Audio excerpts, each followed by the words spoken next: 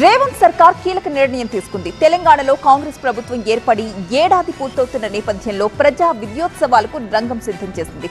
రాష్ట్రమంతా పండుగ వాతావరణంలో విద్యోత్సవాలు నిర్వహించాలని కీలక నిర్ణయం తీసుకుంది.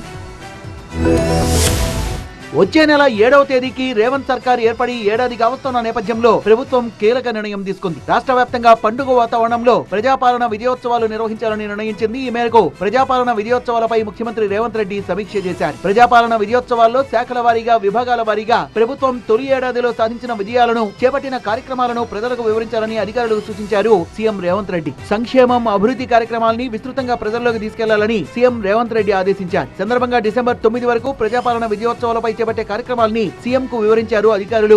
ఈ నెల 19న వరంగల్ వేదికగా 22 జిల్లాల్లో ఇందిరా మహిళా శక్తి విభాగాలకు శంకుస్థాపన చేస్తారు. విజయోత్సవాల్లో భాగంగా వరంగల్, కరీంనగర్, మహబూబ్ నగర్ జిల్లాలో సీఎం రేవంత్ బహిరంగ సభల్ని నిర్వహిస్తున్నారు. డిసెంబర్ 7, 8, 9 తేదీల్లో విజయోత్సవ వేడుకలు ఘనంగా నిర్వహించేలా ప్లాన్ చేశారు. డిసెంబర్ 7న ట్యాంక్ బండ్ పై, 8న సచివాలయంలో, 9న నెక్లెస్ రోడ్ లో విజయోత్సవ వేడుకల్ని జరపనున్నారు. విజయోత్సవాల్లో భాగంగా డిసెంబర్ 9న సచివాలయంలో తెలంగాణ తల్లి విగ్రహావిష్కరణ చేయనున్నారు.